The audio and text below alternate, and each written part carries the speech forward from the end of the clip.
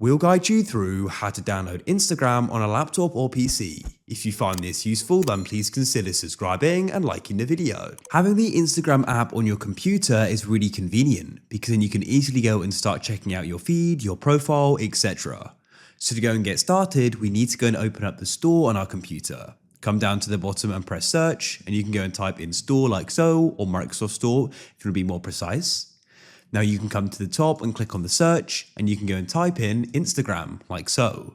As you can see, here it is. We can go and click on it, and then what we can do is go and click on get.